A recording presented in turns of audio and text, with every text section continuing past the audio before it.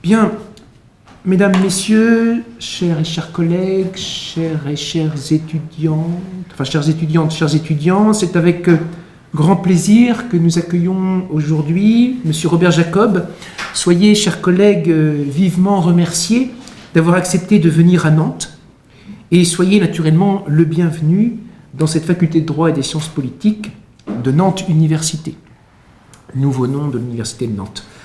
Vous intervenez grâce au précieux concours de l'un des 3 laboratoires de cette faculté, le laboratoire droit et changement social, l'UMR droit et changement social, et précisément dans le cadre de l'axe justice, dont les 2 responsables sont ici.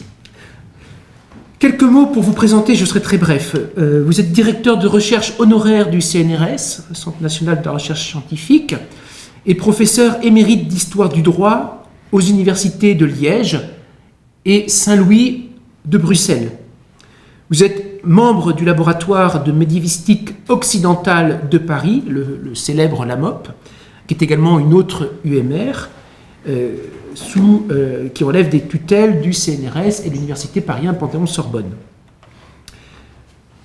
Juriste, historien, médiéviste, vos recherches portent, depuis plusieurs années, décennies même, sur l'histoire de la justice et en particulier sur les rapports entre la procédure et le sacré dans l'Occident médiéval.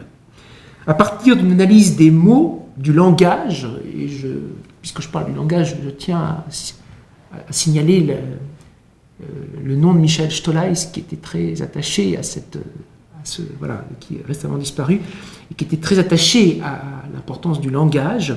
Donc, à partir des mots, d'une analyse des mots, du langage, vos études se situent à la croisée de plusieurs champs disciplinaires, l'histoire du droit, certes, mais aussi la sociologie, l'anthropologie, ce qui est essentiel pour comprendre la dimension religieuse, la dimension sacrée dans le domaine judiciaire, et, si je puis dire, essentiel pour ne pas plaquer nos propres conceptions sur des époques beaucoup plus anciennes, dans lesquelles les représentations sont différentes des nôtres. L'exemple de la vérité judiciaire est à cet égard éloquent. Mais ce détour que vous faites, ce détour qui est particulièrement fécond, nous apprend beaucoup sur nous-mêmes et nos propres raisonnements, et parfois sur l'origine de certaines croyances. Et si ces détours historiques sont riches d'enseignements, tel est également le cas des détours géographiques. Vous ouvrez vos recherches à la comparaison avec d'autres civilisations comme la Chine, ce qui est précieux, ce qui permet de révéler, là aussi je vais citer un autre historien du droit, Pierre Legendre, de révéler ce que l'Occident ne voit pas toujours de l'Occident, pour paraphraser l'ouvrage de Pierre Legendre.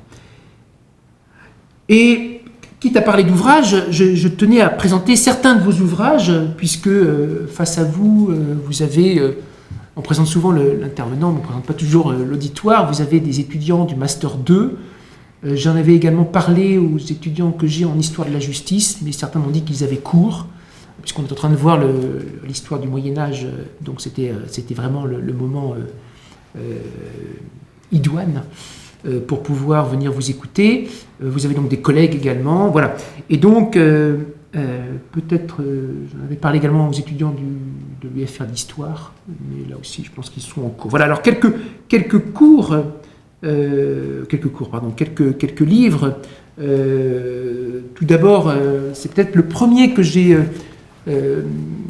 eu entre les mains, c'est l'histoire de la justice, voilà, un très beau livre, Léopard d'or, avec de très belles illustrations. Voilà, j'espère vous donner envie.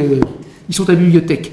Un livre aussi qui m'a beaucoup, que je vous le disais à l'instant, que j'apprécie particulièrement, qui est très riche, c'est Le juge et le jugement dans les traditions juridiques européennes. C'est-à-dire que vous avez la France, mais vous avez uniquement les autres pays, d'autres cultures. Alors, bien sûr, je pense que peut-être vous en parlerez, il y a la tradition romano-canonique, bien sûr, mais il y a aussi la tradition de common law. Et cet ouvrage-là est un ouvrage qui a été très vite épuisé et qui est également passionnant. Un ouvrage aussi que j'apprécie particulièrement, alors les étudiants qui m'ont en Master 2 le savent, j'en ai parlé, vous avez la grâce des juges, l'institution judiciaire et le sacré en Occident,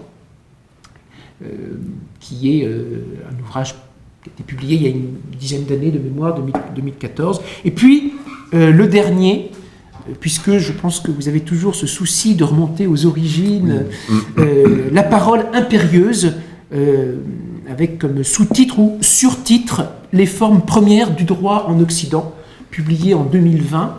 Et vous venez de m'apprendre que parce que c'était le tome 1, le tome 2 était sous presse. Donc voilà, à surveiller dans toutes les bonnes librairies selon la tradition consacrée. Voilà, donc vos recherches patiemment menées précisent et même renouvellent les connaissances que nous avions dans les deux traditions juridiques occidentales, j'en disais un mot à l'instant, et c'est donc, a priori, je pense que vous allez nous présenter dans le cadre de cette conférence intitulée Le jugement de Dieu et la fonction de juger en Europe occidentale. Je vous laisse la parole en vous remerciant à nouveau de votre venue ici.